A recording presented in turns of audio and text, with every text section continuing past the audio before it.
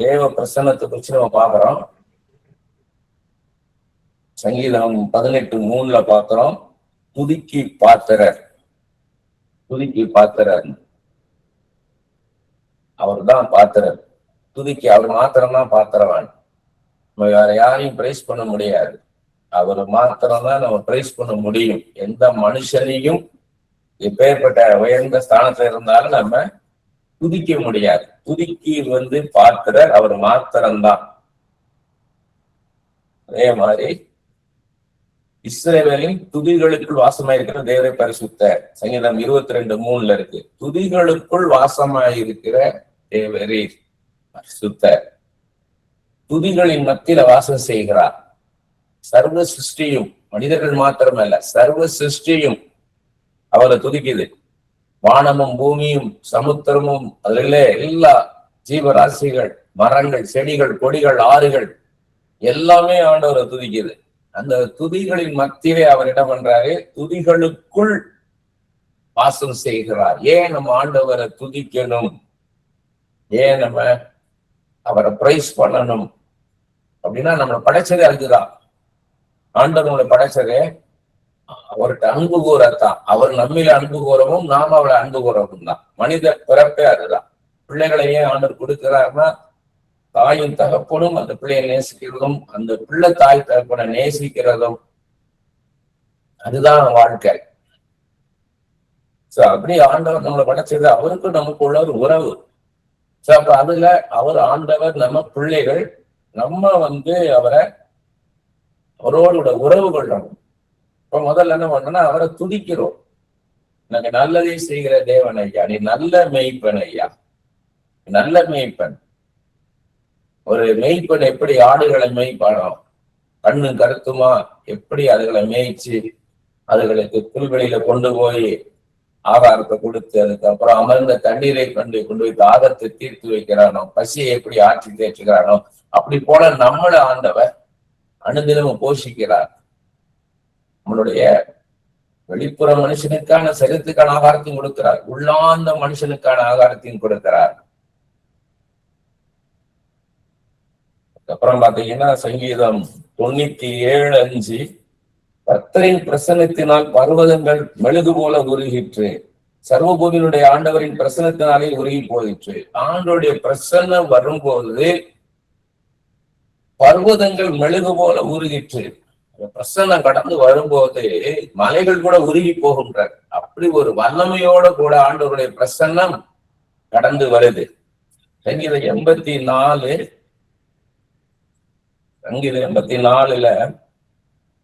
முதல் 2 வசனங்கள், சேனைகளின் கர்த்தாவே, உமது வாசஸ்தலங்கள் எவ்வளவு இன்பமானவைகள்.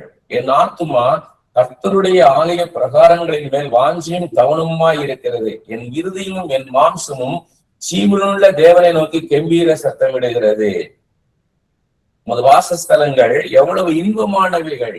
ஆண்டவருடைய பிரசன்னத்துக்குள்ள போகும்போது நமக்கு அது இன்பமா இருக்குது. ஒரு மனுஷனோட மனுஷன் உட்கார்ந்து பேசும்போது அது இன்பமா இருக்குமானா, அது ஒரு சந்தோஷத்தை தரலாம். ஒரு ஃப்ரெண்டு ஒரு ஃப்ரெண்டை பார்க்கும்போது அந்த அன்பு அந்த நண்பனுடைய, அந்த நண்பியுடைய, அந்த ஃப்ரெண்டுடைய அந்த அன்பை நினைச்சு சந்தோஷப்படுறான். ஆனா ஆண்டவருடைய பிரசன்னத்துக்கு போகும்போது, என் பரம தகப்பனுடைய அன்பை உருவாக்கினவர், அவருடைய அன்பு வரும்போது அது இன்பமா இருக்குது. நேர்மையான காரியம். சேனைகளின் கர்த்தாவே, உமது வாசஸ்தலங்கள் எவ்வளவு இன்பமானவைகள். அந்த பிரசன்னத்துல போகும்போது அது நம்மளுக்கு அவ்வளவு சந்தோஷத்தை தருது. என் ஆத்துமா கர்த்தருடைய ஆலய பிரகாரங்களின் மேல் வாஞ்சியும் கவனமாய் இருக்கிறது. என் இருதயமும் என் மாம்சம் ஜீவனுள்ள தேவனை நோக்கி கம்பீர சத்தம் விடுகிறது. நமக்குள்ள அவ்வளவு சந்தோஷம் உண்டாகுது.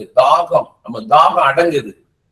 அந்த யோவான் எழுதின சுவிசேஷம் 4 சமாரியர்கிட்ட சொல்றாரு, ஜீவ தண்ணீர், இந்த உலகத்துல உள்ள இந்த கிணத்து தண்ணீரை நீ குடிச்சுனா மீண்டும் தாகம் வரும். ஆனா ஜீவ தண்ணீர், நான் கொடுக்குற ஜீவ தண்ணீரை நீ பருகினேனா தாகம் உண்டாகாது, அந்த தாகம் தீரும்ன்ற. இந்த உலகத்துல உள்ள காரியங்கள்லாம் நமக்கு திருப்தியை தராது, ஆத்தும திருப்தியை தராது. ஆனா ஆண்டவருடைய பிரசன்னம், அவருடைய அந்த அன்பையும் கிருபையும் தைரியம் இரக்கத்தையும் நினைச்சு பார்க்கும்போது நம்மளுக்கு அவ்வளவு திருப்தியாக சந்தோஷத்தை தருது. அதே சங்கீதம் 69, சங்கீதம் 69, 30, 31 வசனங்கள். தேவனுடைய நாமத்தை பாட்டினால் துதித்து அவரை ஸ்தோத்திரத்தினால் மகிமைப்படுத்துவேன். கொம்பும் விரிகுளம்புள்ள காளையர்களை பார்க்கிறோம், இதுவே கர்த்தருக்கு பிரியமாயிருக்கும். அவருக்கு பலியிடுகிறத காட்டிலும், ஏதோ ஒரு மிருகத்தை அவருக்கு பலியிடுவதை காட்டிலும் அவருக்கு எது பிரியமா இருக்குதான், தேவனுடைய நாமத்தை பாட்டினால் துதித்து. நாமத்தைன்னா அவருடைய கேரக்டர், குணாதிசயம். யெகோவா ஷம்மா, தம் சமூகம் அளிக்கும் கர்த்தரே துதிக்கிறேன். யெகோவா ஷாலோம், சமாதானத்திற்கு அளிக்கும் கர்த்தரை துதிக்கிறேன். யெகோவா நிசி, கர்த்தரின் ஜெயக்கடையானவரே துதிக்கிறேன் அப்படின்னு நம்ம சொல்லும் போது அவருடைய குணாதிசயத்தை சொல்றோம். யெகோவா ரோஹி, கர்த்தரின் மேய்ப்பரானவரே துதிக்கிறேன். யெகோவா ரொபேக்கா, என் பரியாரியான கர்த்தரை துதிக்கிறேன். ஆமென் என்ற நாமம் உள்ளவரே, தேவனுடைய வார்த்தை என்ற நாமம் உள்ளவரே துதிக்கிறேன் அப்படின்னு சொல்லும் போது அதெல்லாம் அவருடைய கேரக்டர். யெகோவா சபையோ, சேனைகளின் கர்த்தரை துதிக்கிறேன். யெகோவா மெக்காதேஸ், எங்களை பரிசுத்தமாக்கும் கர்த்தரே துதிக்கிறேன். ஏலோகம் எங்கு வியாபித்திருப்பவரே, வானத்தின் பூமி நிரப்புகிறவரே துதிக்கிறேன். அடோனை, குருவும் பிதாவுமா இருப்பவரே துதிக்கிறேன் என்றதெல்லாம் அவருடைய கேரக்டர், அவருடைய குணாதிசயங்கள். நாமங்கள்ன்றது குணாதிசயங்கள். அவருடைய குணாதிசயங்களை சொல்லி கர்த்தர் எப்படிப்பட்டவன்றத சொல்லி நம்ம என்ன பண்றோம், அவரை துதிக்கிறோம். இப்படிப்பட்ட நல்ல தெய்வமே நான் அறிந்து வைத்திருக்கிறத வாயினால் அறிக்கை செய்கிறோம். இது எவ்வளவு நல்லவர். சாதாரணமா நம்மளுக்கு எவ்வளவோ ஸ்கூல்ல எத்தனையோ டீச்சர்ஸ் நம்மளுக்கு பாடம் நடத்தியிருப்பாங்க, ஸ்கூல்ல காலேஜ்ல எல்லாம். ஆனா சில டீச்சர்ஸ் சொல்லும் போது சந்தோஷமா இருக்கும். அந்த அந்த அவங்க நம்மளுக்கு எவ்வளவு கத்து கொடுத்துருப்பாங்க. அது அந்த அவங்களுடைய அந்த ஒரு நம்மளை நேசிச்சு நம்மளை உருவாக்குனதுல அவங்க ஒரு பங்கு இருக்குன்னு நம்ம சொல்றோம். அப்ப அவங்களுடைய பார்ட் என்ன, எத்தனையோ பேர் டீச் பண்ணிருக்கலாம். ஆனா பர்டிகுலரா சிலர்ல நம்ம உருவாகுவதற்கு காரணமா இருந்திருப்பாங்க. அப்ப அது மாதிரிதான் ஆண்டவருடைய பார்ட் என்ன, என் லைஃப்ல ஆண்டவருடைய பார்ட் என்னன்றத சொல்றதுதான் துதி. நல்லா துதிக்கிறவங்களுடைய இது என்னன்னு கேட்டீங்கன்னா, அதை எப்படி பார்க்கலாம்னா, தாழ்மையா இருப்பாங்க, தன்னை தாழ்த்துவாங்க. ஒருத்தர் பெருமை இருக்குன்னா அவங்க பிரேயர்ல அவங்க பிரைஸ் பண்ணலன்னு அர்த்தம். நல்ல ஆண்டவரை பிரைஸ் பண்றவங்க தாழ்மையா இருப்பாங்க. ஏன்னா அவர் தான் எல்லாமேன்னு வாய்நாள் அறிக்கை செய்வோம். நீரே எல்லாம், நீரே எல்லாம் ஐயா. வானம் உமக்கு சிங்காசனம், பூமி உமக்கு பாதபடி ராஜா. வானங்களும் வானாதி வானங்களும் கொள்ளாதவரே, மகிமைக்குரியவரே, மாட்சிமைக்குரியவரே, மகத்துவமான தெய்வமே, உன்னதமான தெய்வமே உம்மை துதிக்கிறேன் ஐயானும் போதே, நான் ஒண்ணுமில்லப்பா, நான் வெறும் மண்ணினாலே உருவாக்கப்பட்டவன், நான் மண்ணினாலே உருவாக்கப்பட்டவள், நத்திங். அதுதான் விஸ்டம், அதான் ஞானம். கர்த்தருக்கு பயப்படுதலே ஞானத்தின் ஆரம்பம்ன்றது அதுதான். Fear of the Lord is the beginning of wisdom. அதுதான் இந்த ஆண்டவர் தான் எல்லாமே. நான் ஒண்ணும் கிடையாது, நான் கர்த்தருக்கு முன்பாக நான் ஒண்ணும் கிடையாது, நான் இயேசு கிறிஸ்துவுக்கு முன்பாக நான் ஒண்ணும் கிடையாது. அதுதான் பிரைஸ் பண்றதுடைய மேன்மை. நம்ம நிலைமையை உணர்ந்து கொள்ளலாம். அப்படி பிரைஸ் பண்ணாதவங்க அப்படின்னா ப்ரைடு இருக்கும் அவங்கள்ட்ட, ஹம்பிளா இருக்க மாட்டாங்க.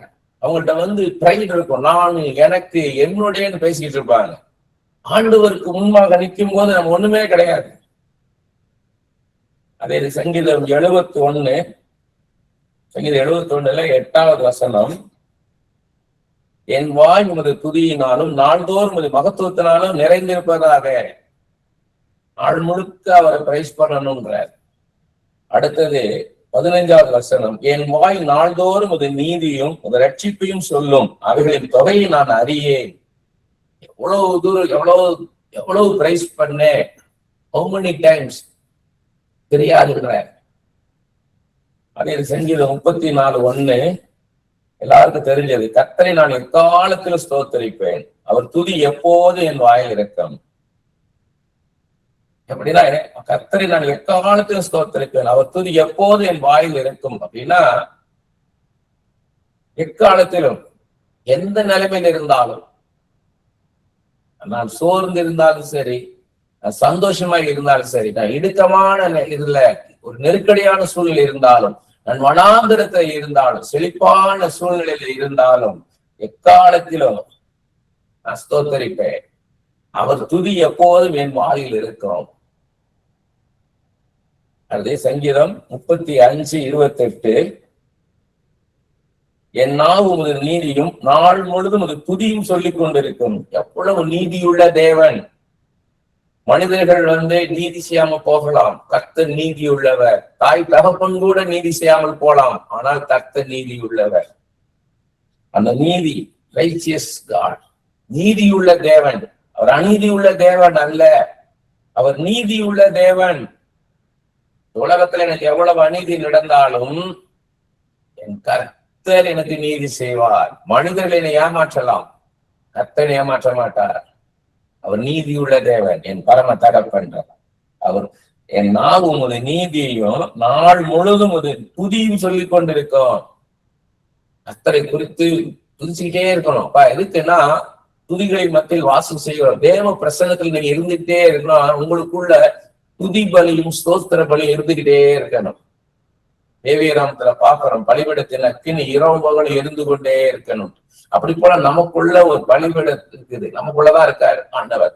அவர் உள்ளுக்குள்ள எப்போதும் துதிச்சுக்கிட்டே இருக்கணும், எப்பொழுதும் ஸ்தோத்திரம் சொல்லிட்டே இருக்கணும்.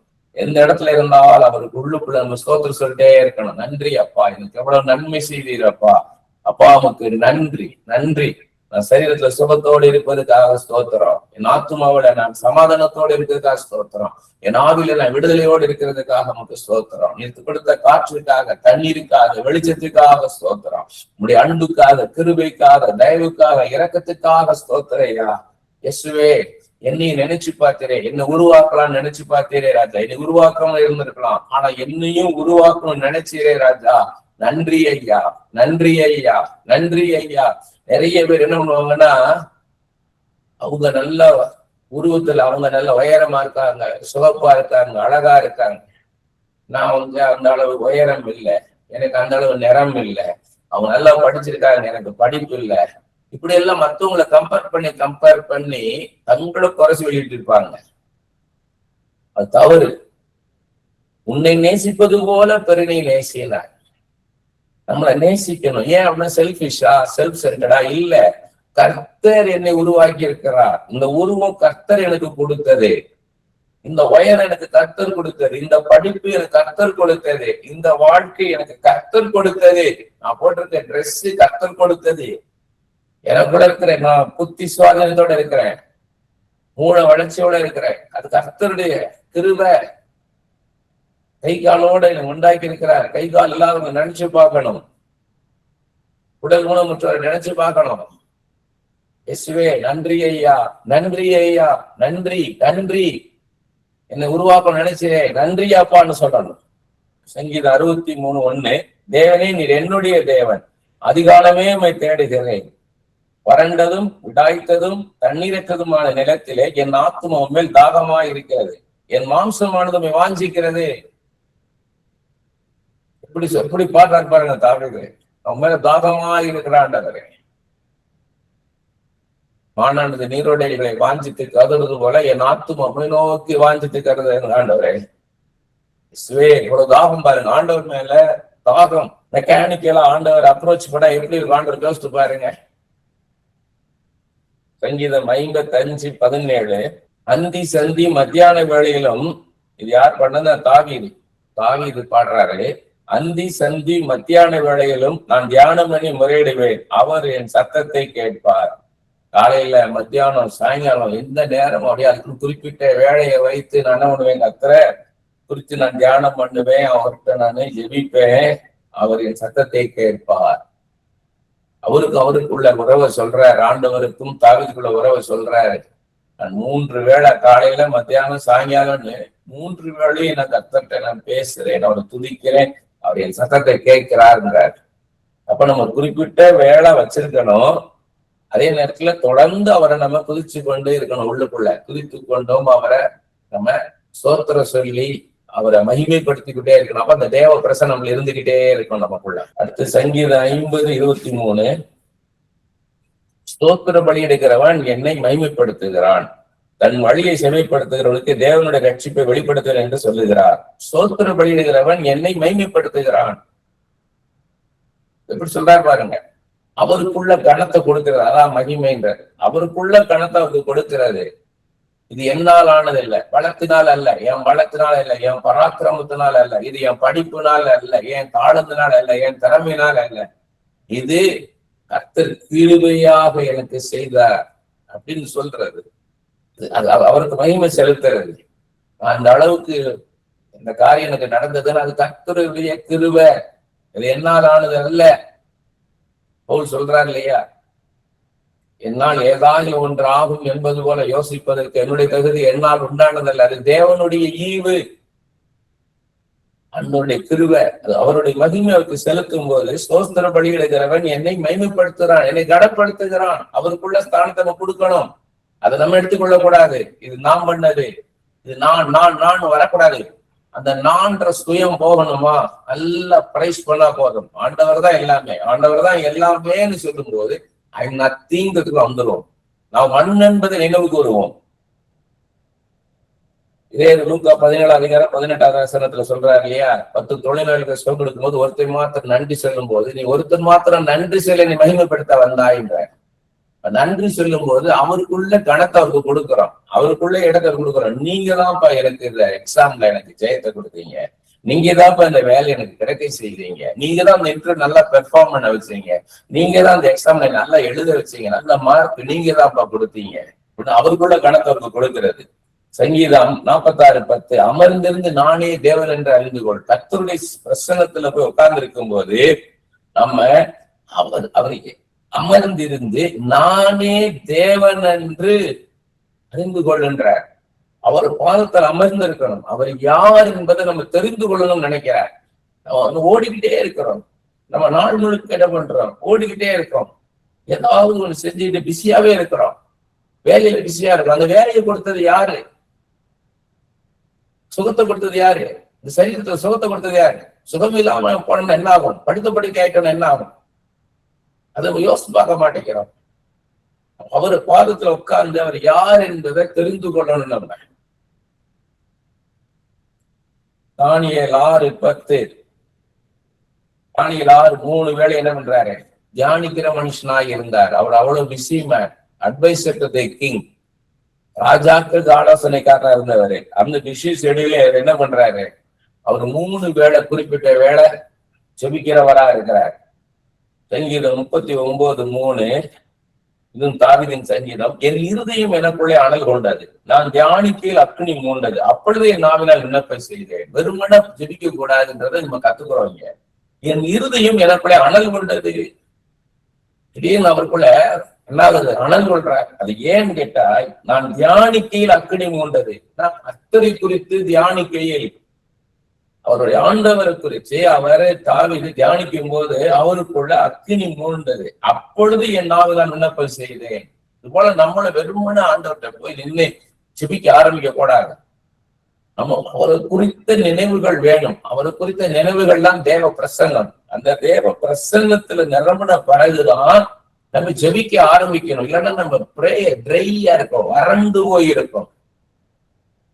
சங்கீதம் 29:2 கர்த்தருடைய நாமத்துக்குரிய மகிமையை அவருக்கு செலுத்துங்கள், பரிசுத்த அலங்காரத்துடனே கர்த்தரை தொழுது கொள்ளுங்கள்.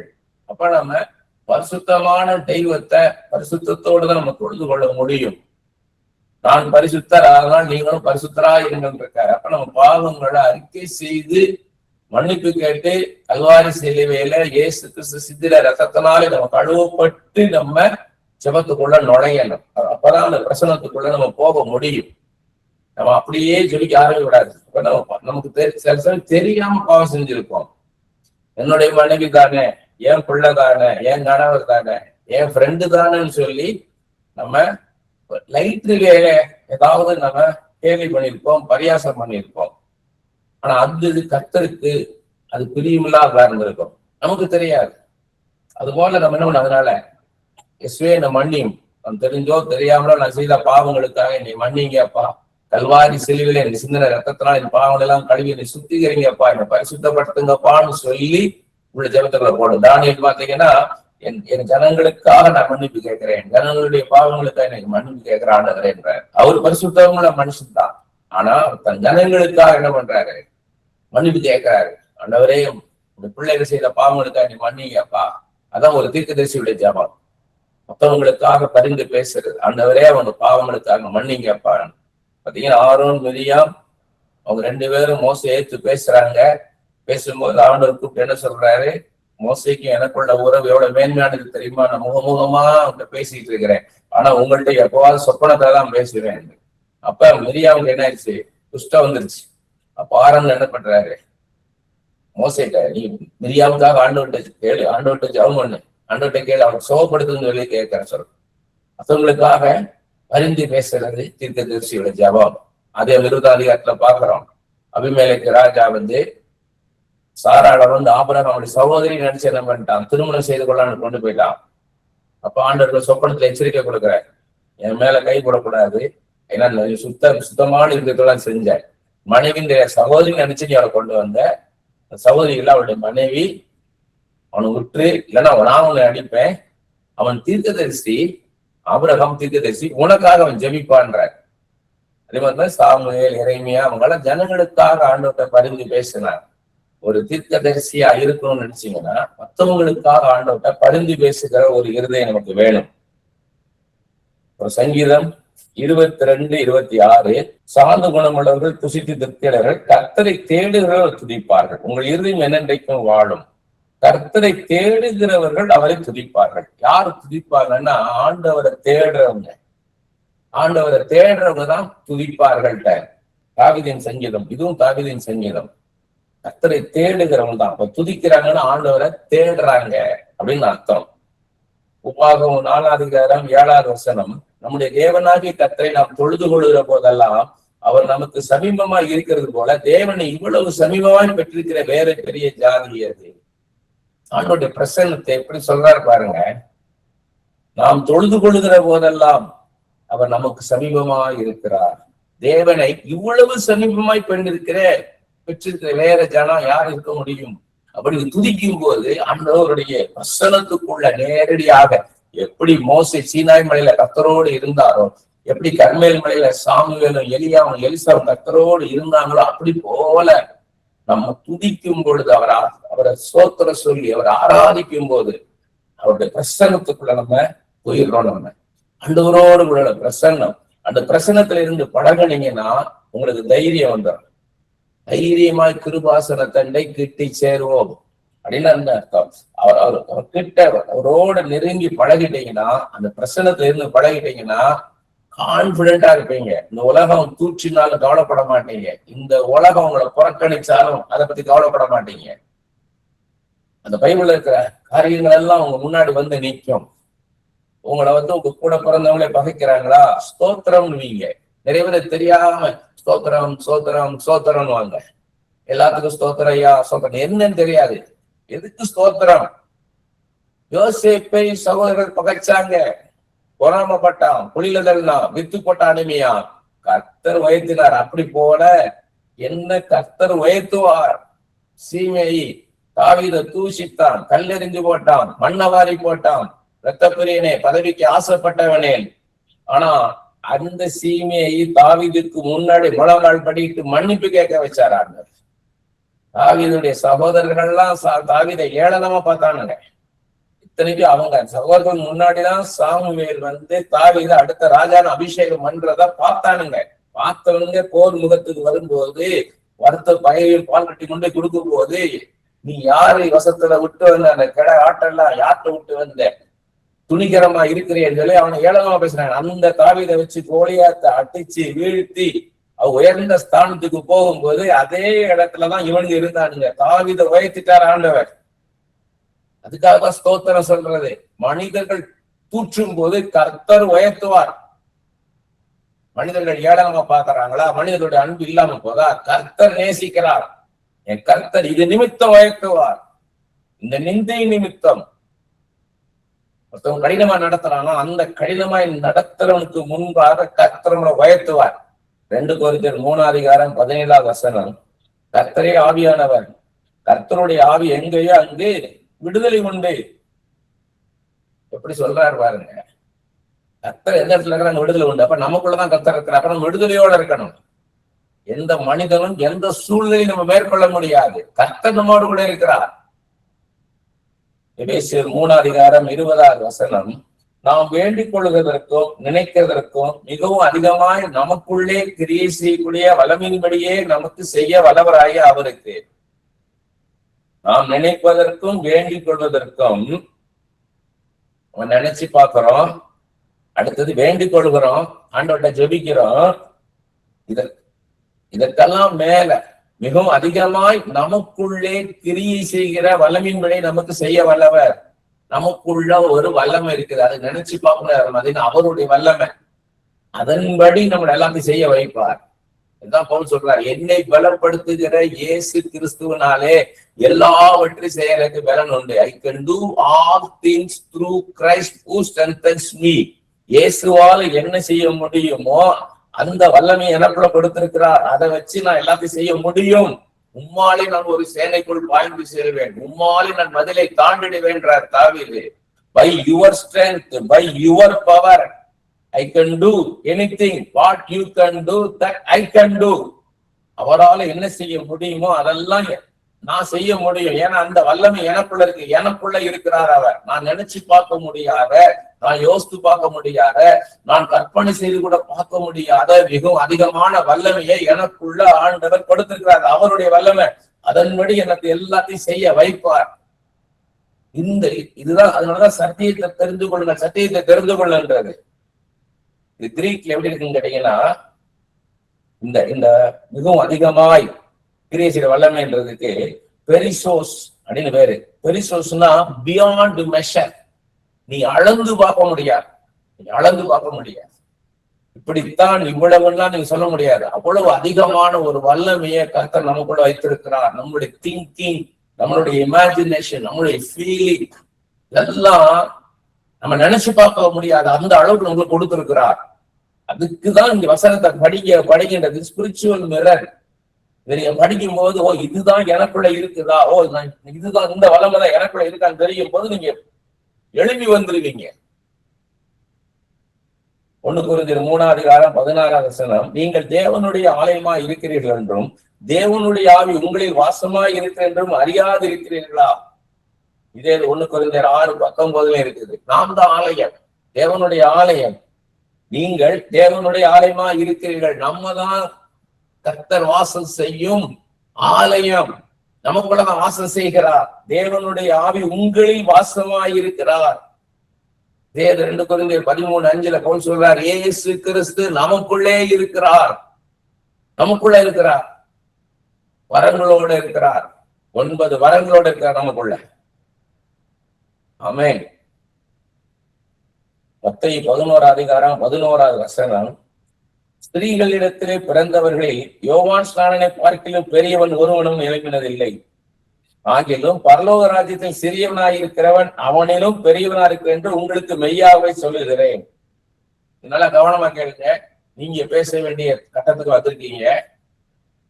மத்தேயு 11:11 ஸ்திரீகளிடத்திலே இயேசு கிறிஸ்து சொல்றார், ஸ்திரீகளிடத்திலே பிறந்தவர்களில் யோவான் ஸ்நானனை பார்க்கிலும் பெரியவன் ஒருவனும் எழும்பினதில்லை.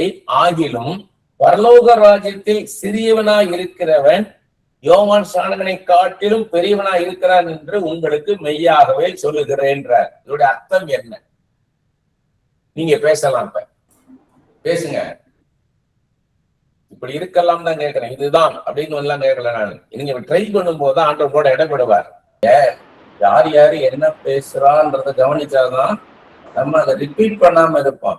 அது தப்புன்னு சொல்லல. இப்ப தூத்துக்குடி சிஸ்டர் சொன்னதையோ, சிதம்பரம் ஜான்சன் சொன்னதையோ சொன்னது தப்பு சொல்லல. இப்ப வினோத் சொன்னதையோ எப்படியெல்லாம் நம்ம யோசிக்கலாம், இப்படியெல்லாம் நம்ம ஒருத்தர் யோசிக்கலாம்ன்றதுக்காகத்தான் நான் அவ்வளவு வரையும் பேச வைக்கிறது. இப்படியெல்லாம் பல விதத்துல யோசிக்க வச்சுதான் நம்ம ஃபைனலா கொண்டாடுவார் ஆண்டவர். அதனால மத்தவங்க பேசும்போது கவனிக்கணும். அப்பதான் நம்ம வளருவோம். இப்படி ஒரு ஆங்கிள் நம்ம பார்க்கலாமோ, இப்படி ஒரு ஆங்கிள் நம்ம பார்க்கலாமோ அப்படின்னு தோணும் நமக்கு. அப்பதான் நம்ம அத்தனை விதத்திலையும், ஏன்னா ஒரு கிரிக்கெட் விளையாடும் போது பாத்தீங்கன்னா அந்த கிரிக்கெட் ஸ்டேடியத்துல பல கேமரா பல ஆங்கிள் இருக்கும். கேம் ஒண்ணுதான். ஆனா சுத்தி வர பல ஆங்கிள் இருக்கும் கேமரா. அதனால ஒரு விஷயத்த பல ஆங்கிள் நம்ம பார்க்கணும். அப்படி பார்க்கும்போது நம்ம வளருவோம். இல்லைன்னா பேசுறதையே பேசிக்கிட்டு இருப்போம். நம்ம வேற டைமென்ஷன்ல பார்க்கணும். அதனாலதான் பைபிளை இத்தனை தேவ மனிதரை வச்சு எழுதினார். அவர் வெறும் மோசையை மட்டும் வச்சு மொத்த பைபிள் எழுதி கையில கொடுத்திருக்கலாம். இல்லைன்னா எஸ்ரா வச்சு மொத்த பைபிள் எழுதி கையில கொடுத்திருக்கலாம். பவுல வச்சு மொத்த பைபிள் கொடுத்திருக்கலாம். ஏன் இத்தனை பேரை வச்சு எழுதுறாங்கன்னா அவ்வளவு அனுபவங்கள், ஒவ்வொருத்தரும் ஒவ்வொரு ஆங்கிள் ஆண்டவர் அனுபவிச்சத நம்ம கரத்துல கொடுத்திருக்கிறார். அதனால நீ யார் பிரசங்கம் பண்ணாலுமே, நீ எந்த கூட்டத்துக்கு போயிருந்தாலும் சரி, நீங்க சபையில உட்கார்ந்துருந்தாலும் சரி, இல்ல ஒரு டிவியில நீங்க பார்த்தாலும் சரி, நீங்க அந்த இடத்துல இருந்தா அந்த விஷயத்தை எப்படி பேசுவீங்க? சப்போஸ் ஒரு விசுவாசத்தை பத்தி ஒருத்தர் பேசுறாருன்னா, ஒரு எலியாவோட விசுவாசத்தை பத்தி பேசுறாருன்னா, நீங்க அதே ஆப்பர்ச்சுனிட்டி உங்களுக்கு கொடுக்கப்பட்டு நீங்க அந்த இடத்துல இருந்தா நீங்க எப்படி அதை பிரசன்ட் பண்ணுவீங்க அப்படின்னு யோசித்து பார்க்கணும். நம்ம இமேஜினேஷன், நம்மளுடைய திங்கிங், நம்ம ஃபீலிங்க யூஸ் பண்ணணும். அதுதான் தியானம்ன்றது. ஒருத்தர் ஜெபம் பண்ண சொல்றாங்க, உக்ரைனுக்காக ஜெபம் பண்ணுங்கன்றாங்க, இல்ல மணிப்பூருக்காக ஜெபம் பண்ணுங்க அப்படின்னு சொல்றாங்க. அப்ப அவங்க ஜெபிக்கும் போது நீங்க கவனிக்கணும், எப்படி எல்லாம் சொல்லி ஜெபிக்கிறாங்க, என்னென்ன வசனங்களை சொல்லி ஜெபிக்கிறாங்க. அப்ப அதுல தெரியாத காரியங்கள் நமக்கு என்னெல்லாம் இருக்குது அப்படி கவனிக்கணும். அப்ப அதுலதான் நம்ம லேர்ன் பண்றது. ஏன் பண்றது கத்துக்கொள்றீங்க, பெற்றுக்கொள்றீங்க. அடுத்து நீங்க ஜெபிக்கும் போது அதே மாதிரி உங்களுக்கு ஜெபிக்க வரும். ஜெபம் வளரணும், விசுவாசத்துல வளரணும், ஞானத்துல வளரணும், அபிஷேகத்துல வளரணும், கிருபையில வளரணும். நிதானம் பார்த்தா போதும். நம்ம என்ன நினைக்கிறோம், இது பெரிய விஷயம் இருக்குதுக்குள்ள, அரிய விஷயம், அரிதான காரியம் இருக்குது அப்படின்னு அப்ரோச் பண்ணோம்னா அது அரிதான காரியமா தான் இருக்கும். இது எனக்கு வெளிப்படுத்துறதுக்காக கர்த்தர் வச்சிருக்கிறார். இது ஒரு ஆழமான விஷயம்தான். ஆனால் இந்த ஆழமான விஷயத்த கர்த்தர் எனக்கு கத்துக் கொடுப்பார் அப்படின்ற அந்த நம்பிக்கையோட நீங்க பைபிளை படிக்கணும். நீங்க அப்படி படிச்சீங்கன்னா, ஸ்திரீகளிடத்திலே பிறந்தவர்கள் யோவான் சாணனை பார்க்கலும் பெரியவன் ஒருவனும் எழுதினதில்லை அப்படின்னா அந்த 2 பேரை சொல்றார். அதாவது 2 கேட்டகரி. நிறைய பேர் இருக்காங்க ஸ்திரீகளிடத்துல பிறந்தவர்கள் அப்படின்றாரு. அப்ப ஒரு மனுஷனா ஒருத்தன் பிறக்கிறான்னா அதுல இருக்கிறதுலயே யாரு பெரியவன்னா யோவான் ஸ்நானகன்ட்டார். எல்லாத்துலயும் பெரிய யோவான் ஸ்நானகன்ட்டார். இந்த இடத்துல சொல்றாருன்னா, பரலோக ராஜ்யத்தில் ஆகிலும் பரலோக ராஜ்யத்தில் சிறியவனா இருக்கிறவன் அவனிலும் பெரியவனா இருக்கிறான். யோவான் ஸ்நானகன் காட்டிலும் பரலோக ராஜ்யத்தில் சிறியவனா இருக்கிறவன் பெரியவனா இருக்கிறான்ட்டாரு. இப்ப 2 கேட்டகரி வரான்ட்டாரு. இப்ப முதல்ல ஸ்திரீகளிடத்துல பிறந்தவரை யோவான் ஸ்நானகன் பார்க்கணும், பெரியவன் யாருமே இல்லைன்ட்டார். இப்ப என்ன சொல்றாருன்னா, பரலோக ராஜ்யத்துல இருக்கிறவங்க இதுல சிறியவன் இவனோட பெரியவன்றார். அப்ப 3 கேட்டகரி இருப்பார். ஒண்ணு, எவ்ரிபடி, எல்லாரிலையும் யோவான் பெரியவன்றார். அப்ப யோவான் அப்ப அவங்க எல்லாம் என்ன சொன்னாங்க, பைபிள்ல நம்ம பார்க்கணும். பைபிள்ல யோவான் ஸ்நானகன் யாரு? யோவான் ஸ்நானகனை பார்க்கும் வருவதுன்னா, எல்லாருமே ஆண்டவர் மனிதனாக வரப்போறாருன்னு தீர்க்கதரிசனம் சொல்லிட்டு வந்தாங்க. எல்லாருமே ஆண்டவர் மனிதனாக வரப்போறார், ஆண்டவர் மனிதனாக வரப்போறார்னு சொல்லிக்கிட்டே வந்தாங்க.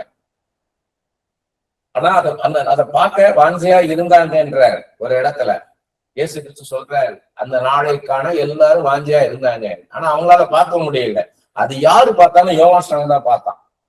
யோவான் ஸ்நானகன் தான் கண்ணால பார்த்தான். அவர் கடைசி தீர்க்க தரிசனம் சொன்னது, எனக்கு பின்னால் ஒருவர் வருகிறார், அவர் என்னிலும் பெரியவர், நான் குனிந்து அவருடைய காலில் இருக்கிற செருப்புடைய வார அணுக்கள் கூட நான் பாத்திரவான் அல்லன்னு கடைசியில பார்த்தேன். யாருமே புறா போல பசுதால் இறங்குவாரோ அவர் தான் போகும்போது ஒரு 6 மாசம் பின்னாடி பிறந்த அந்த இயேசு கிறிஸ்து தான்றத பார்த்தான். அப்ப ஸ்திரீகளுக்கு பிறந்தவர்கள் எல்லாருமே தீர்க்க தரிசனம் சொன்னாங்க, ஆண்டவர் மனிதனாக வரப்போறாருன்னு. ஆனா அதை பார்க்கக்கூடிய கிருபை யாருக்கு கிடைச்சதுன்னா யோவான் ஸ்நானகன் தான் கிடைச்சது. ஆனா பரலோகத்தில் சிறியவனா இருக்கிறவன் அப்படின்னா, ஒருத்தன் ரட்சிக்கப்பட்டு பரிசுத்த ஆவியில நிரம்பும் போது அவனுக்குள்ள பரிசுத்த ஆவியில் வராது. அப்ப பரலோகம் வேற, பரலோக ராஜ்யம்ன்றது வேற, ஹெவன் வேற, கிங்டம் ஆஃப் ஹெவன் வேற. நீ அதை தெளிவா எங்க பார்க்கலாம்னா மத்தேயு 7ஆம் அதிகாரம் 21ஆவது வசனத்துல பார்க்கலாம். அதுல பாத்தீங்கன்னா அது அழகா சொல்ற பாருங்க. மத்தேயு 7:21 பாருங்க. அந்த வசனத்தை அடி படிக்கும் போதுதான் நமக்கு தெரியும். பரலோகத்தில் இருக்கிற என் பிதாவின் சித்தத்தின்படி செய்கிறவனே பரலோக ராஜ்யத்தில் பிரவேசிப்பானே அல்லாமல் என்னை நோக்கி கர்த்தாவே கர்த்தாவே என்று சொல்லுகிறவன் அதில் பிரவேசிப்பதில்லை. பரலோகம் வேற, பரலோக ராஜ்யம் வேற, ஹெவன் வேற, கிங்டம் ஆஃப் காட்ன்றது வேற. பரலோகம் வேற, பரலோக ராஜ்யம் அல்லது தேவனுடைய ராஜ்யம்ன்றது வேற. பரலோகத்தில் இருக்கிற என் பிதாவின் சித்தத்தின்படி செய்கிறவனே பரலோக ராஜ்யத்தில் பிரவேசிப்பான் இல்லாமல் என்னை நோக்கி ஆண்டவரே ஆண்டவரே சொல்றவன் அதுல பிரவேசிக்க முடியாதுன்ற. அப்படி பார்க்கும்போது பரலோக ராஜ்யத்தில் சிறியவனா இருக்கிறவன்னா இன்னைக்குதான் பரிசுத்தாவின் அபிஷேகத்தை ஒருத்தர் பெற்றிருக்கிறான்னா இப்பதான் அவனுக்குள்ள பரிசுத்தாவின் வந்திருக்கிறார். இனிமேதான் அவனுக்கு கற்றுக் கொடுக்க போறார். ஏன்னா 1 யோவான் 2:27 பாக்குறோம். அந்த அபிஷேகம் சகலவற்றையும் உனக்கு கற்றுக் கொடுக்கும். ஒருவனும் உனக்கு கற்றுக் கொடுக்க வேண்டியதில்லை. உனக்குள்ள இருக்கிற பரிசுத்த ஆவியானவர், சத்திய ஆவியானவர் உனக்கு சகல சத்தியத்தையும் கற்றுக் கொடுப்பார்ன்றார். அப்ப ஆவியானவருக்குள்ள வந்த உடனே கற்றுக் கொடுக்கிறார். அப்பதான் கற்றுக் கொடுக்க போறார். இவ நீங்க புரிஞ்சுக்கிடணும். இது வரைக்கும் யோவான் சொன்னவங்க ஆண்டவரை வெளியே தான் பார்த்தாங்க. ஆனா ஆண்டவர் நமக்குள்ள இருக்கிறார். அதான் சொல்றாரு. அப்ப பரலோக ராஜ்யத்துக்கு சிறியவனா இருக்கிறவன் அவனிலும் பெரியவனா இருக்கிறான். நமக்குள்ள ஆண்டவர் வந்துட்டார். அவங்க எல்லாம் ஆண்டவரை பார்த்தாங்க, வெளியே தான் பார்த்தாங்க. ஆனா நமக்குள்ளே வாசம் செய்கிறார். ஆமென். அதாவது வசனத்தை வந்து நீங்கள் தேவனுடைய ஆலயமாய் இருக்கிறீர்கள், தேவனுடைய ஆலயம் உங்களில் வாசமாய் இருக்கிறார். நமக்குள்ள வாசம் செய்கிறார். எவ்வளவு பெரிய கிருபை. த்ரூ மியூசிக் தேவ பிரசன்னம் வரும். இசையின் மூலமாக தேவ பிரசன்னம் வரும். இது முக்கியமான காரியம். இசையை உண்டாக்கினவர் ஆண்டவர் தான். அந்த இசையை எந்த அடிப்படையில உருவாக்கினார் அப்படின்னு கேட்டீங்கன்னா, மனுஷனுடைய உணர்வுகள் உணர்ச்சிகள் இருக்குது. அதுல துக்கம் இருக்குது, சோர்வு இருக்குது, சந்தோஷம் இருக்குது, வறட்சி இருக்குது, விரக்தி இருக்குது. பல வகையானது இருக்குது. எப்படி பல் சுவை உணவு இருக்குதோ, துவர்ப்பு, உப்பு, இனிப்பு, கசப்பு அப்படி இருக்கிற மாதிரி நமக்குள்ள உணர்ச்சிகள் இருக்குது. இந்த உணர்ச்சிகளோடு கூட இந்த உணர்ச்சிகளின் அடிப்படையில உருவாக்கப்படாத அந்த இசைன்றது இசை. அதனால அந்த இசை வந்து என்ன ஆகுதுன்னா நமக்குள்ள வரும்போது நம்மளை பெனட்ரேட் பண்ணுது. அதுல பாசிட்டிவ் மியூசிக் இருக்குது, நெகட்டிவ் இருக்குது. வைல்டு மியூசிக் இருக்குது, மைல்டு மியூசிக் இருக்குது. வைல்டா இருக்கிறது நம்மளோட உணர்ச்சிகளை தூண்டுறது, கோபத்தை தூண்டுறது. நமக்குள்ள இன்னைக்கு இருக்கிற சின்ன பிள்ளைகள்லாம் பாதிக்கப்படுறது வீடியோ கேம்ஸ்லதான்றாங்க. ஏன் வீடியோ கேம்ஸ்னா அவனை அடிக்கணும். ஒருத்தன் போய் 7 பேரை அடிக்கணும். ஒரு கார் வந்து எல்லா காரையும் சுட்டு அந்த கார் வின் பண்ணி போறது, எல்லா காரையும் அடிச்சு போட்டு போவான். ஒருத்தன் போவான், அவன் எல்லாரையும் அடிச்சு போட்டு கடைசியில் அவன் வந்து எல்லாத்தையும் கேட்ச் பண்ணுவான். அப்படின்ற போது அதை பண்ணி என்ன ஆகுதுன்னா இந்த பிள்ளைகளுக்கு அதே மாதிரி எல்லாரையும் அடிச்சு போட்டு நம்ம வின் பண்ணணும், எல்லாத்தையும் அடிச்சு போட்டுடணும் அப்படின்றே வருது. ஷூட் பண்ணணும், இதை ஷூட் பண்ணணும், அதை ஷூட் பண்ணணும் அப்படின்னு வருது. இதுக்கு பெற்றோரும் காரணம். எனக்கு ட்ரெயின்ல வரும்போது எனக்கு எதிர்த்தாப்புல உட்கார்ந்து இருக்கிற சொல்றாரு, வயசுல மூத்தவர். அவர் சொல்றாரு, பிள்ளைகளை கிடைக்கிறதே நம்ம தான்.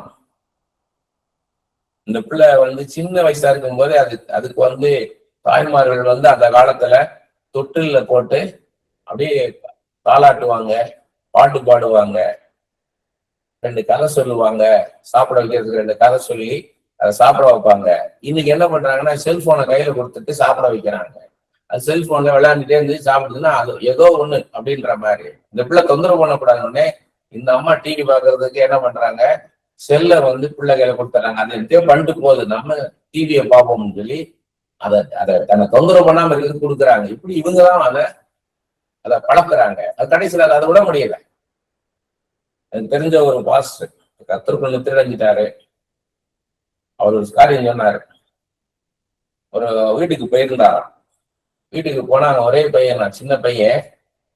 அவன் என்ன பண்ணான்னா அப்பாவை சுட்டானா டம் அப்படின்ட்டு விளையாட்டு துப்பாக்கி. உடனே அவங்க அப்பா விழுந்தாராம். அவங்க அம்மாவை சுட்டானா, உடனே அவங்க அம்மா விழுந்தாங்க. பாஸ்டரை பார்த்து சுட்டானா. உடனே இவரோட நின்றுட்டே இருந்தாரு. உடனே அவங்க சொன்னாங்க, அந்த அப்பாக்காரரு, அந்த அப்பா அம்மா, பாஸ்டர் அப்படி நீங்க சுட்டு செத்து போன மாதிரி விழணும் பாஸ்டர். எப்படி இருக்கு யோசிச்சு பாருங்க. ஒரு பாஸ்டரை அவங்க பண்ற காரியம் பாருங்க. அந்த பையன் பெரியவரா, அந்த பாஸ்டர் பெரியவரா? அந்த பாஸ்டர் வயசுக்கு மரியாதை, ஊழியக்காரர், கர்த்தருடைய ஊழியக்காரர், அவருடைய நிலைமையை பாருங்க. அடுத்து 2-3 வருஷத்துக்கு அப்புறம் அதே வீட்டுக்கு போனாராம். போன இந்த தடவை அந்த அப்ப முன்னாடி சின்னத்து பையன் பெரிய மிஷின் கட் வச்சுதானா, ஷூட் பண்ணானாம். உனக்கு அப்பா கடன் விழுந்தாரா, அவங்க அம்மா விழுந்தாங்க. பாஸ்டர் நீங்க விழுங்கன்றா, படப்பட சுட்டோனே. இந்த பிள்ளை எப்படி வளருவான்? பிள்ளைங்களை வளர்க்க வேண்டியதுதான். பிள்ளைங்களுக்கு சின்ன வயசுலயே ஜெபிக்க கத்துக் கொடுக்கணும், பாட கத்துக் கொடுக்கணும். அப்ப நம்ம பாடும் போது கூட உட்கார்ந்து பாடு. என்ன அந்த பிள்ளைகளுக்கு அந்த பாட்டு அப்படியே பதிஞ்சிரும். வசனத்தை நீங்க சொல்லி சொல்லி ஜெபிக்கும் போது அந்த வசனம் அந்த பிள்ளைகளுக்கு பதியும். அது எதுவுமே இல்லைன்னா எப்படி வரும் இந்த பிள்ளைகளுக்கு? அந்த என்விரான்மெண்ட்டை பெற்றோர் தான் உருவாக்கி கொடுக்கணும். அந்த ஜெபம்ன்ற என்விரான்மெண்ட், துதின்ற என்விரான்மெண்ட், ஸ்தோத்திரம்ன்ற என்விரான்மெண்ட், சூழ்நிலைய பெற்றோர் தான் உருவாக்கி கொடுக்கணும். நீங்க வந்து அத்தனை மணிக்கு உட்காந்து, எங்க அம்மா இத்தனை மணி ஆச்சுன்னா உட்காந்து பாட்டு பாட ஆரம்பிப்பாங்க, சத்தமா பாடுவாங்க, ஆண்டவருக்கு நன்றி சொல்லுவாங்க, ஆண்டவர் எப்படிப்பட்டவர்னு அறிக்கை செய்வாங்க, வசனங்களை சொல்லி ஜெபிப்பாங்க, இந்த பாடல்கள்லாம் பாடுவாங்க. அப்படிங்கும் போது இந்த பையன் என்ன பண்ணுவான்? உட்காந்து கூடயே உட்காந்து பாட ஆரம்பிப்பான். அதே வசனங்கள் என்ன பண்ணுவான்? காலில் விழுந்துகிட்டே இருக்கும். திரும்ப திரும்ப விழும்போது அவன் இருதயத்துக்குள்ள பதிஞ்சிரும். அதுக்கப்புறம் அவனை நீங்க ஜெபம் பண்ணும் போது அந்த ஜெபம் அவனுக்குள்ள இருந்து வரும். அப்படியே வரும், அவனுக்குள்ள இருந்து அந்த ஜெபம் வந்துகிட்டே இருக்கும். அந்த பாட்டு வரும். அது எப்படி இருக்கும்? அவனுக்குள்ள நீங்க தான் அந்த சூழ்நிலை உண்டாக்கணும். அதான் பரலோக ராஜ்யம் எங்க இருக்குது? லூக்கா 17:21 சொல்றாரு, தேவனுடைய ராஜ்யம் உங்களுக்குள் இருக்குதே, உங்களுக்குள்ள இருக்குதேன்றார். அப்ப நமக்குள்ள ஆண்டவர் வாசம் செய்கிறார். அவர் ஆளுகை செய்யணும். அவர் துதிகளின் மத்தியில் வாசம் செய்யறார். நமக்குள்ள துதி இருக்கணும். அந்த துதிகளின் மத்தியில தான் அவர் வாசம் செய்கிறார். அப்ப அது எப்படி இருக்குன்னா, அங்க பரலோகத்துல எல்லாம் அநேக இசைக்கருவிகளை வாசிச்சுக்கிட்டு இருக்கிறாங்க, பாடிக்கிட்டு இருக்கிறாங்க, தேவ தூதர்கள் பாடுறாங்க, பரிசுத்தவான்கள் பாடுறாங்க, மூப்பர்கள் பாடிக்கிட்டு இருக்காங்க, பரிசுத்த அது மத்தியிலதான் வாசம் செய்கிறார். அப்ப அந்த சூழ்நிலை நமக்குள்ள வரணும். நமக்குள்ள பாடி துதிச்சு ஆராதிக்கணும். மியூசிக் அதுக்குதான். நம்ம எதுக்கு மியூசிக்ங்கிறீங்கன்னா, நம்ம சில உணர்ச்சிகள் நம்மளால சொல்ல முடியாது. நீங்க எவ்வளவு சோர்வா இருக்கீங்க எழுதி காமிக்க முடியுமா? முடியாது. எவ்வளவு துக்கமா இருக்கீங்க எழுத்துல சொல்ல முடியாது. அந்த எழுத்துல சொல்ல முடியாத, வாயினால வார்த்தையினால சொல்ல முடியாத சொல்றதுக்கு தான் இசை. அதே மாதிரி சந்தோஷத்தை சொல்ல முடியாது. ஆண்டவரே நீர் உன்னதமானவர் ஐயா, மகோன்னதமானவர் ஐயா, நீர் இரக்கம் உள்ளவர், மகா இரக்கம் உள்ளவர் ஐயா, அதுக்கும் மேல சொல்லணும். உங்களுடைய இரக்கங்களுக்கு முடிவில்லை. அப்ப 1000 தலைமுறைகளுக்கு இரக்கம் செய்கிற தேவன், நீர் கிருபையுள்ள தேவன், 1000 தலைமுறைகளுக்கு நீர் கிருபை செய்கிற தேவன். இதுக்கும் மேல சொல்றதுக்கு தான் மியூசிக். இதுக்கு மேல எக்ஸ்பிரஸ் பண்றதுக்கு தான் அந்த மியூசிக். பாருங்க, 1 சாமுவேல் 16 14-23 வசனம். இது பல முறை நான் பேசியிருக்கிறேன். ஏற்கனவே அட்டன் பண்ணவங்களுக்கு இது தெரியும், புதுசா அட்டன் பண்றவங்களுக்கு தெரியாது. இதுல ஏதாவது எங்கேயாவது ஒரு இடத்துல நீங்க பார்க்கலாம். நீங்க பழைய மெசேஜஸ்ல 1 சாமுவேல் 16 14-23 வசனம். கர்த்தருடைய ஆவி சவுலை விட்டு நீங்கினார், தேவ பிரசன்ன போயிடுச்சு. பாருங்க, அப்படின்னா என்ன அர்த்தம்? தேவ பிரசன்ன விலகிருச்சு. கர்த்தருடைய ஆவி சவுலை விட்டு நீங்கினார். கர்த்தர் விலகிட்டார், ஆண்டவர் சவுலை விட்டு விலகிட்டார், தேவ பிரசன்ன விலகி போயிடுச்சு. கர்த்தரால் வரவிடப்பட்ட ஒரு பொல்லாதாவி அவனை கலங்க பண்ணி கொண்டிருந்தது. கர்த்தரால் வரவிடப்பட்ட ஆவின்னு தவறு இந்த இடத்துல. கர்த்தர் விலகிட்டாருன்னு உடனே என்ன ஆயிடுச்சு?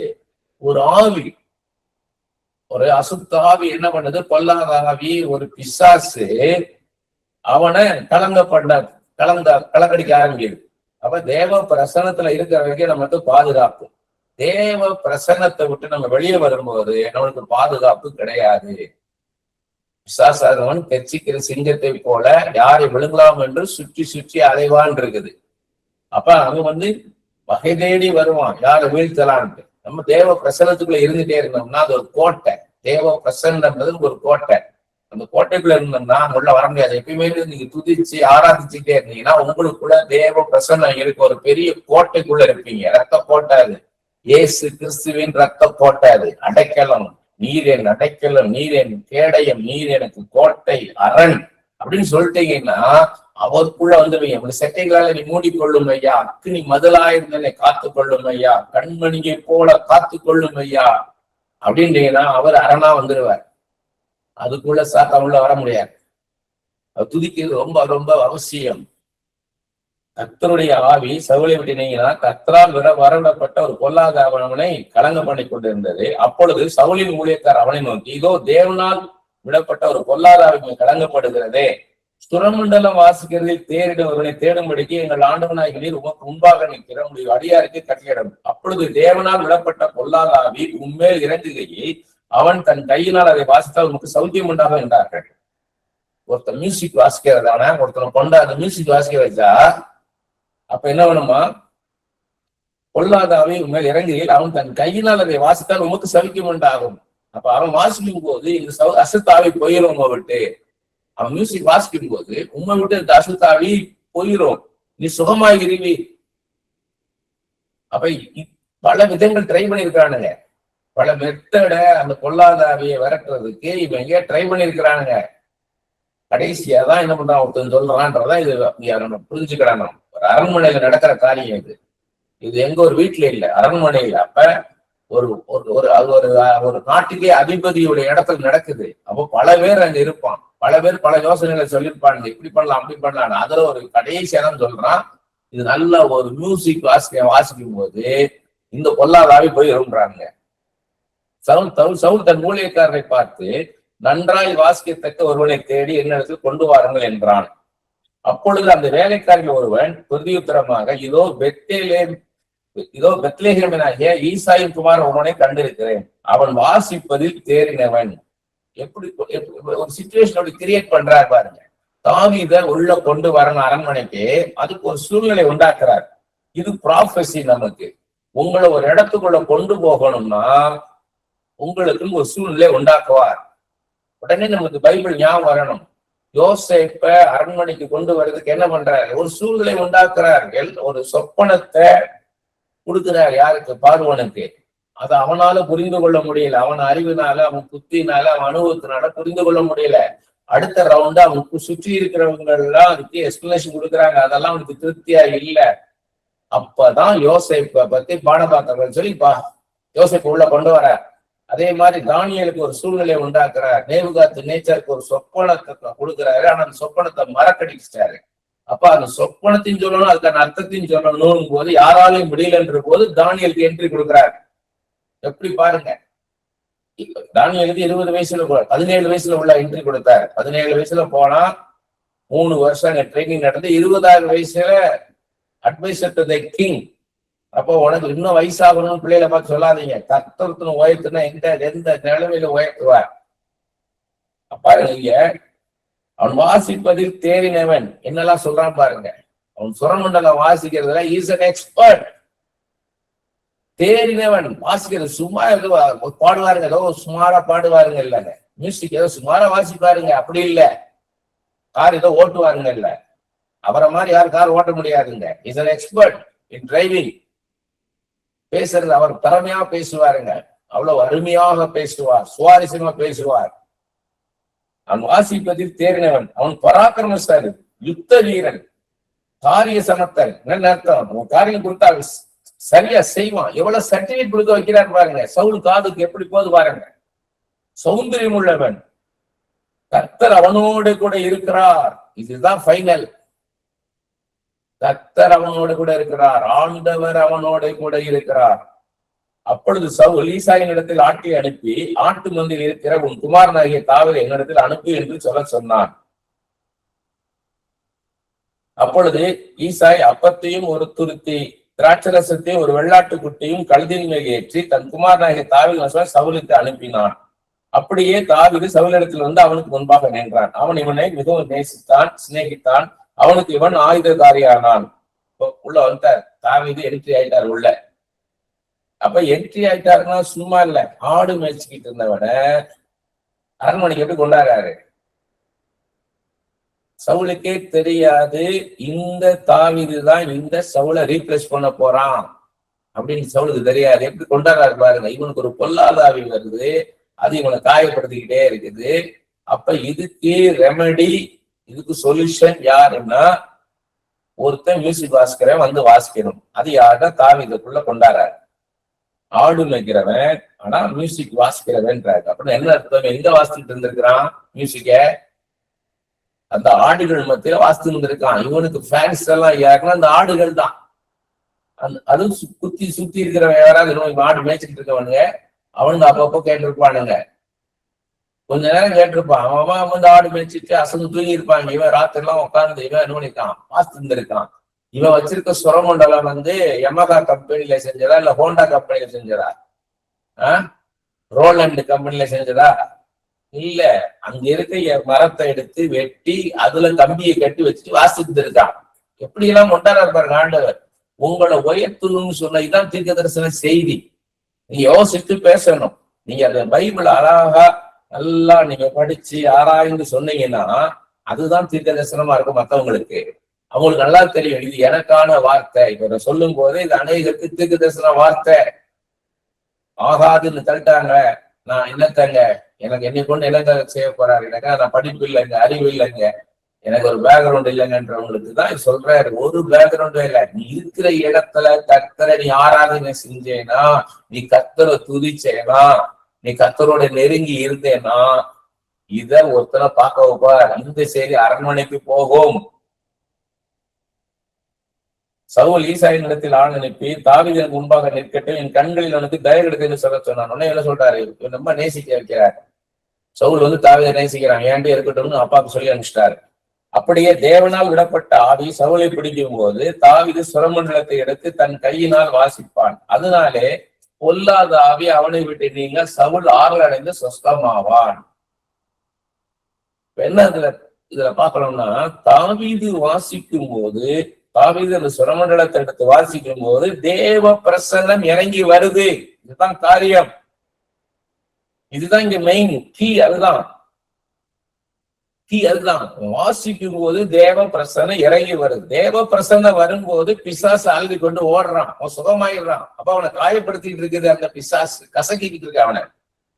லேகியவனை பாக்குறான். லேகியவன் சங்கிலினால கட்டப்பட்டு அவன் எப்படி நடந்தான் பாருங்க. பிசாசுல பிடியில பிசாசு வந்து ஒருத்தனை கசக்கிடுவான். திருடவும் கொள்ளவும் அழிக்கவும் அவாரான். அப்ப இங்க வந்து இந்த தேவ பிரசனை இறங்கி வருது.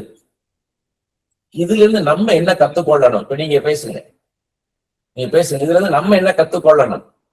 2 சாமுவேல் 23 அதிகாரம், 2 சாமுவேல் 23 அதிகாரம் முதல் 2 வசனங்கள். தாவீதுடைய கடைசி வார்த்தைகள். மேன்மையாய் உயர்த்தப்பட்டு யாக்கோபுடைய தேவனால் அபிஷேகம் பெற்று இஸ்ரவேலின் சங்கீதங்களை இன்பமாய் பாடின ஈசாயின் குமாரனாகிய தாவீது என்னும் புருஷன் சொல்லுகிறது என்னவென்றால், கர்த்தருடைய ஆவியானவர் என்னை கொண்டு பேசினார், அவருடைய வசனம் என்னுடைய நாவில் இருந்தது. ஸ்வீட் ஸ்பாமிஸ்னுவாங்க. இன்பமாய் சங்கீதங்களை இன்பமாய் பாடின. எப்படி இருக்கும் பாருங்க இது. நான் எம்மாத்திர ஆண்டவரே, நான் ஒரு ஆடு மேய்ச்சிக்கிட்டு இருந்தேன், யாரும் கவனிப்பாரற்று என் தாய் தகப்பன் கூட என்னை மறந்து போன நிலைமையில நான் எங்கேயோ ஒரு மூலையில நான் நாடு மேய்த்து கொண்டிருந்த என்னை தேடி வந்து என்னை ராஜாவாக உயர்த்தி, என்னை தீர்க்கதரிசியாக உயர்த்தி, எனக்கு ராகங்களை கொடுத்து வார்த்தைகளை கொடுத்து என்னை பாட வைத்து எனக்கு சுரமண்டலத்தை கொடுத்து அதை வாசிக்க வைத்து இன்பமாய் என்னை பாட வைத்தீரே. நான் எம்மாத்திரம் கடைசி வார்த்தைகள். அப்ப என்ன ஹம்பிளா இருந்திருக்காரு பாருங்க. அவருடைய சங்கீதங்கள்லாம் எப்ப பாடுங்களான்னு பாத்தீங்கன்னா அதை மட்டும் நீங்க மெடிடேட் பண்ணணும். ஒவ்வொரு சங்கீதத்துக்கு மேல இந்த சூழ்நிலையில் பாடின பாடல் அப்படின்னு இருக்கும்.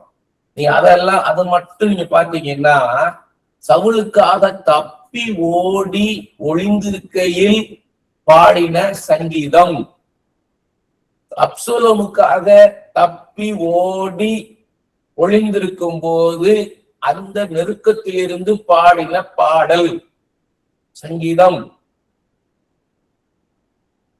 ஒரு ராஜா இருந்து தப்பிக்கிறதுக்காக பைத்தியக்காரனை போல நடித்து வாயிலிருந்து எச்சியெல்லாம் ஒழுக விட்டு அங்க இருக்க கதவெல்லாம் நெகத்தால கீறி ஒரு பைத்தியம் போல நடித்து, பைத்தியத்துக்கு குறைபாடா எனக்கு ஒரு பைத்தியத்தை கொண்டு வந்திருக்கீங்க விரட்டி விடுங்கடான்னு சொல்லி அப்படி தப்பிச்சு செல்லும் போது அந்த பைத்தியமாய் நடித்து தப்பி போகும்போது பாடின சங்கீதம், நெருக்கத்தின் மத்தியிலிருந்து பாடின சங்கீதங்கள் எல்லாமே. அப்ப நெருக்கப்படும் பொழுதுதான் சங்கீதம் வருது. நீங்க சந்தோஷமா இருக்கும் போது உங்களுடைய உணர்வுகள் லேசாக இருக்கும், அழுத்தமாக இருக்காது. நீங்கள் அழுத்தப்படும் போது, நெருக்கப்படும் போதுதான் உங்க உணர்ச்சிகள்ல ஒரு அழுத்தம் வரும். அப்பதான் சிந்திப்பீங்க, நல்லா சிந்திப்பீங்க. அப்பதான் நல்லா நீங்க லேசா இருக்கும் போது, நல்லா சந்தோஷமா இருக்கும் போது உங்களுக்கு கண்ணு பெருசா ஆவிக்குரிய கண்ணு திறக்காது. மாம்ச கண்ணுல பாப்பீங்க, உங்க அப்பா உங்களை நல்லா சிநேகிக்கிறாரு, உங்க சகோதர சகோதரிகள் நேசிக்கிறாங்க, எல்லாம் நல்லா தான் இருக்கும். உங்க அப்பா கடினமாகும் போது, உங்க சகோதர சகோதரிகள் கடினமா நடக்கும் போது, உங்க மேலதிகாரி உங்களுடைய அதிகமாக நீங்க நேசிக்கிற மனுஷன் கடினமாக நடக்கும் போதுதான் உங்களுக்குள்ள அந்த உணர்ச்சிகள், உண்மையான உணர்ச்சிகள் உங்களுக்குள்ள வரும். அப்ப பாடுறதான் உண்மையான கீதங்கள் வரும். நெருக்கம் போடும்போது, ஒரு பூவை கசக்கும் போது அந்த வாசம் வரும். கசக்கி பார்க்கணும், அப்பதான் அந்த வாசம் வரும். உங்களை கசக்கும் போது இயேசுவின் வாசனை வரும். சரி, வேற என்ன கத்துக்கலாம் அதுல? அந்த இன்சிடென்ட்ல தாவீது சுரமண்டலம் வாசிக்கும் போது தேவ பிரசன்னம் கடந்து வருது, சவுலை விட்டு பொல்லாதாமை போது அவன் ஆறுதல் அடைந்து சொஸ்தமானான். இந்த இன்சிடென்ட்ல வேற என்ன கத்துக்கலாம் நம்ம? நீ சொன்னதெல்லாம் கரெக்ட், நீ எல்லாம் சொன்னதெல்லாம் தப்புன்னு சொல்லல, சொன்னதெல்லாம் கரெக்ட். அவன் எங்கோ ஒரு மூலையில இருக்கிறான், அவன் தாவீது அந்த மூலையில இருந்து அவன் பாடின சங்கீதங்கள் எல்லாம் இன்பமாய் கேட்டாருன்னா, ஆண்டவர் தான் அந்த ராகங்களை கொடுத்தது, ஆண்டவர் தான் அந்த வார்த்தைகளை கொடுத்தது, அதை பாட வச்சது ஆண்டவர் தான். அவர் பிரசன்னத்தை அவர் தராரு, அதான் மேலான காரியம். அங்க முக்கியமான காரியம், தேவ பிரசன்னத்தை தாவீதுக்கு அளவில்லாம தருகிறார். நான் சொன்னேன், நான் இப்ப போனேன் ஒரு இடத்துல ஊழியத்துக்கு, ரூம்ல அடைச்சிட்டு உட்கார்ந்து இருக்கு அந்த பிள்ளை, வருஷ கணக்கா. அங்க என்ன வேணும் எனக்கு? தேவ பிரசன்னம், கர்த்தர் கடந்து வரணும் அந்த இடத்துல. கர்த்தர் கடந்து வந்துட்டா விடுதலை ஆகும். கர்த்தர் குமாரன் விடுதலையாக்கினால் மெய்யாகவே விடுதலை ஆகுங்கள். ஆண்டவரே நீர் இறங்கி வாரும், மனம் இறங்கும், இறங்கி வாரும் ஐயா.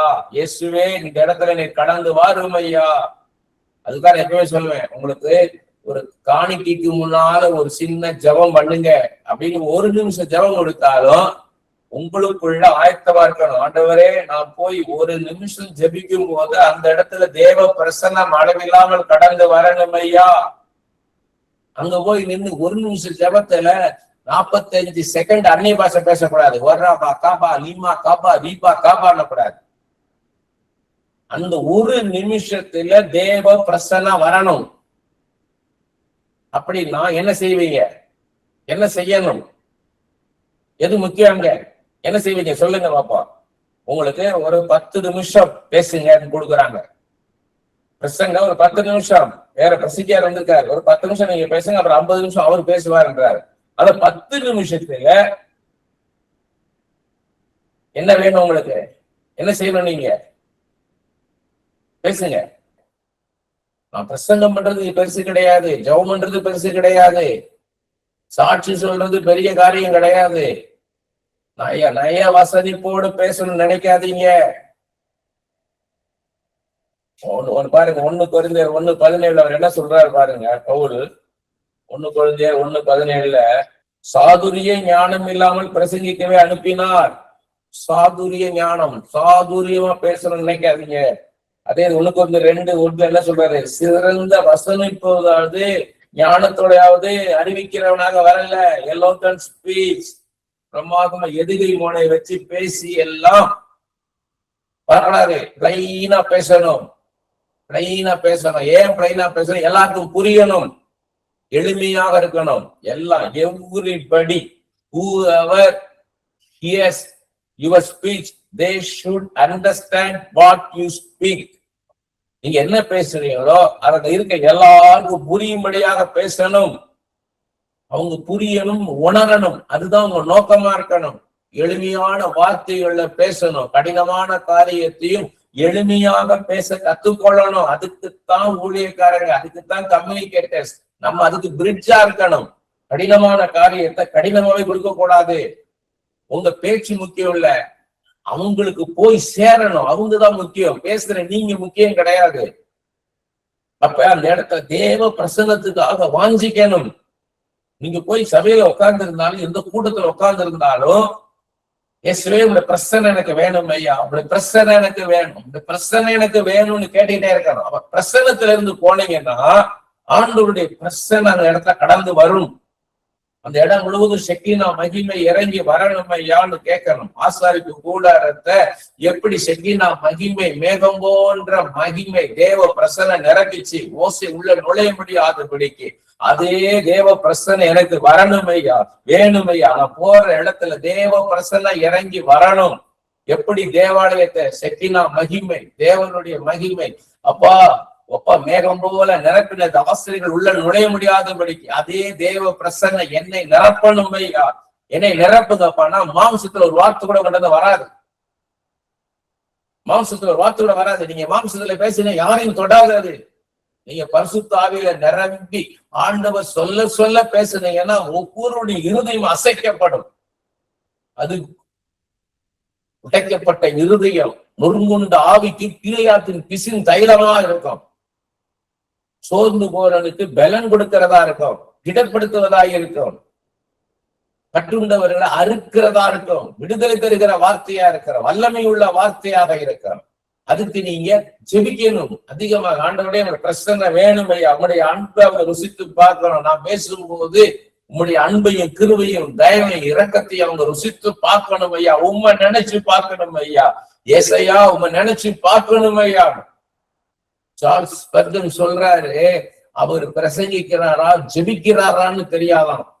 அநேக நேரங்கள்ல அவர் பிரசங்க மேடையில் என்ன பிரசங்கிக்கும் போது, நான் ஜெபித்துக் கொண்டிருக்கிறேன்னா நான் பிரசங்கித்துக் கொண்டிருக்கிறான்னு தெரியலேன். அதிகமாக ஜெபம் ஓடுமா உள்ள அவருக்குள்ள. அது உணரணும். நீங்க அநேகரை நான் பார்க்கிறேன், ஸ்பிரிச்சுவல் பிரைட் இருக்குது, ஆவிக்குரிய பெருமை, மேட்டிமை. ஜெபிக்கும் போது அப்படியே திறமையான ஒரு பேச்சாளர்களை பட்டிமன்றத்துல பேசுவது போல,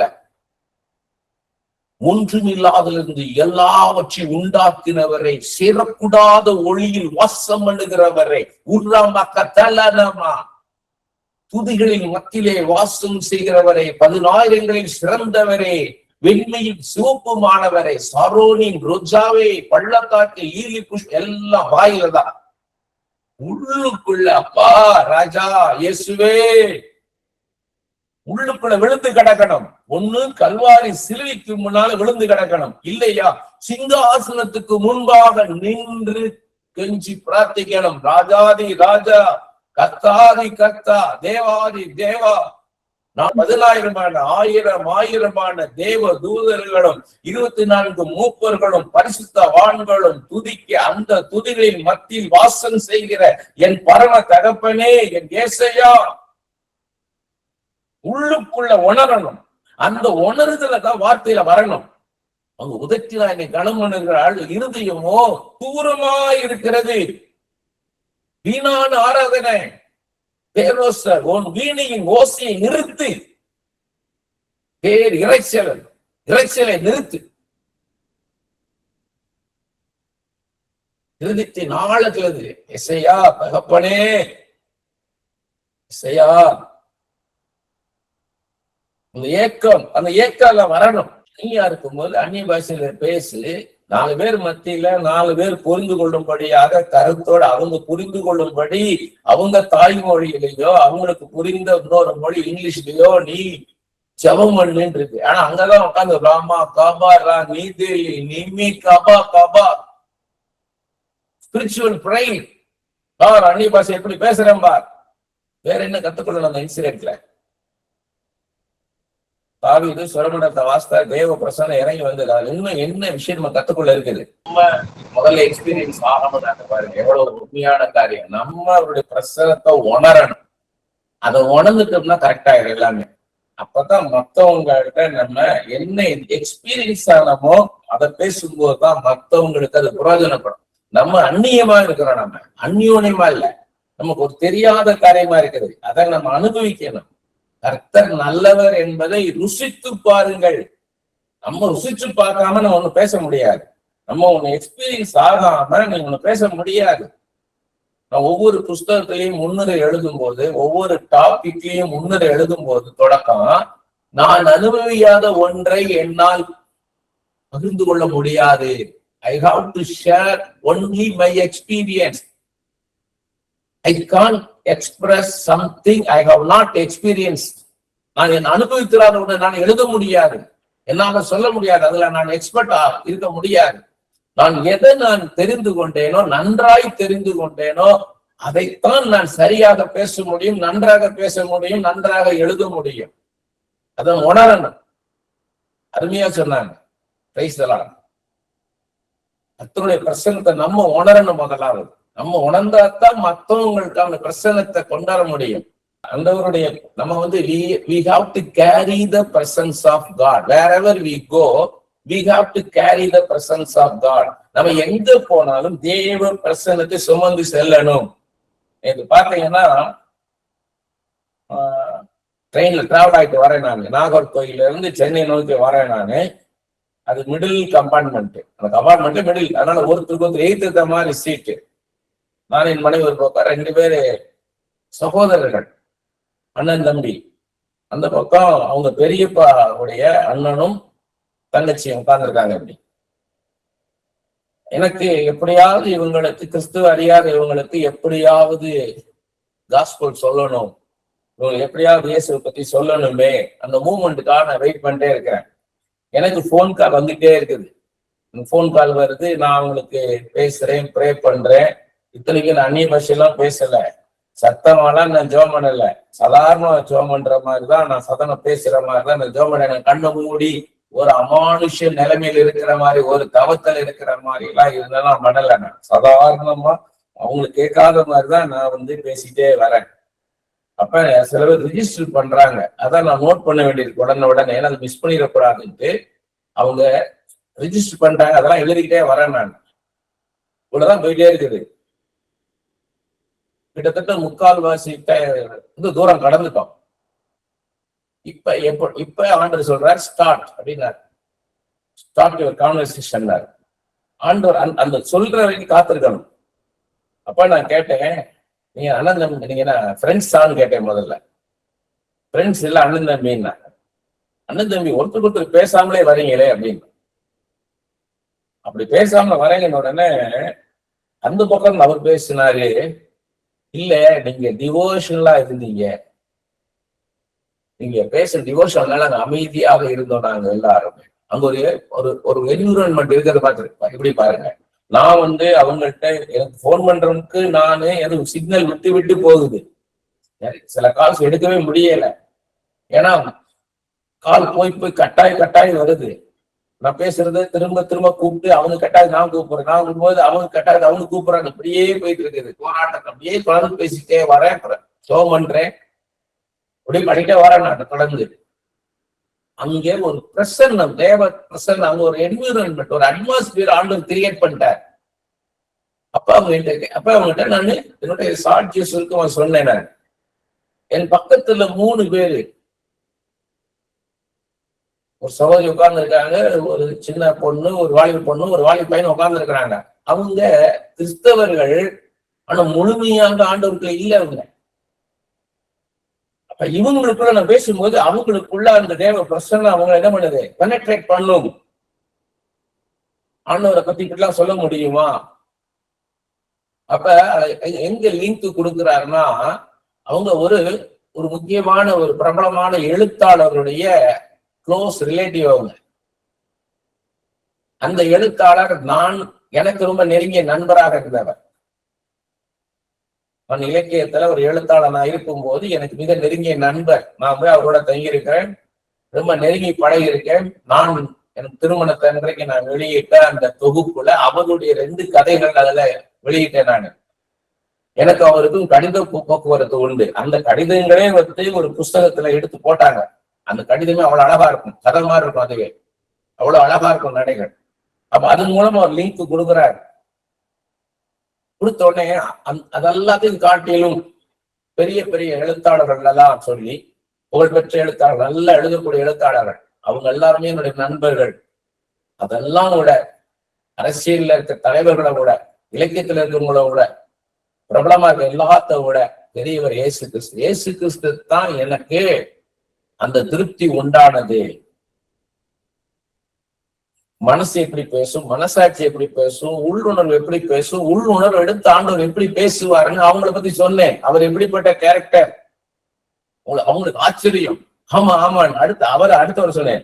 நீங்க 2 பேரும் அண்ணனும் தம்பியுமா இருந்தாலும், ஒரே கற்பத்துல உருவானாலும், நீங்க ஒரு காரியத்தை எடுத்தீங்கன்னா அதை சாதிச்சுதான் நிற்பீங்க.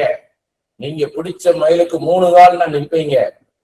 ஆனா இவர் அப்படி இல்லை, எல்லாத்தையும் விட்டு கொடுக்கிறவர். அவங்க ஒரே சந்தோஷம். அடுத்தவரை சொன்னேன், அவ்வளவு ஈஸியா அவங்க யாரும் அசைச்சிட முடியாது. வெளியே நீங்க சாஃப்ட் பர்சன் மாதிரி இருக்கு, மிக கடினமான ஆளு. நீங்க ஒரு நிலத்தை வந்து இது ஏழைதான் சொல்றான், இன்னொருத்தர் ஏழைதான் சொல்றான்னா, தீர விசாரித்து சரியாக நீங்க செய்வீங்கன்னா எல்லாரும் ஒரே ஆச்சரியம். அவர் வில்லேஜ் அட்மினிஸ்ட்ரேட்டிவ் ஆபீஸ்ல இருந்து ரிட்டையர் ஆனவரா. உங்களுக்கு கூட அவ்வளவு சந்தோஷம். நமக்குள்ள இருக்கிற காரியத்தை அப்படி சொல்லுவாரா? இயேசு கிறிஸ்து தான் பேசுறாருன்ற அவ்வளவு சந்தோஷம். அப்ப நம்ம தான் ஆயத்தமா இருக்கணும். எப்பொழுதும் ஆண்டவரே என்னோட பேசுமையா, இவங்களை குறிச்ச காரியங்கள் என்னோட பேசுமையா.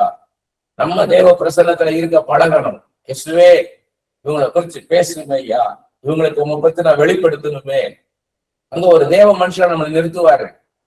அது சரியா என்ன ஆச்சுன்னு கேட்டீங்கன்னா, பாக்கியராஜ் சார் பேசுறதை எடுத்து காமிச்சேன். அது பேசுறது, அவர் வந்து இயேசு பத்தி பேசுறத உட்காந்து கேட்கிறாங்க. அப்படி ஆண்டவர் ரூட்டை திறப்பாரு, உங்களுக்கு வாசலை திறப்பாரு. நீங்க வந்து ஆண்டவரே என்னை பயன்படுத்தும், ஏசாயா மாதிரி, ஏசாயா என்னை அனுப்பும்னு கேட்ட மாதிரி, ஆண்டவரே சென்மிலாடுன்னு இருப்பாரு. அந்த மாதிரி என்னை பயன்படுத்தும் ஐயா, என்னை யூஸ் பண்ணுங்க. இந்த இடத்துல நம்ம பத்தி வெளிப்படுத்தணும். காத்திருக்கணும், ஆவியில காத்திருக்க பழகணும். ஆவியில அப்படியே என்ன ஆயத்தமா இருக்கணும். இயேசுவே இப்ப நம்ம வெளிப்படுத்துறோம், எனக்கு அந்த ஆப்பர்ச்சுனிட்டி தாங்கப்பா, நான் பேசணும் ஐயா, உங்களை பத்தி நான் வெளிப்படுத்தாம நான் இங்க இருந்து போக கூடாது ஆண்டவரே, நான் வெளிப்படுத்தணும்ப்பான்னு கேட்டுக்கிட்டே இருக்கணும். நீங்க ஆண்டோட பிரசன்னம் ரொம்ப முக்கியம்.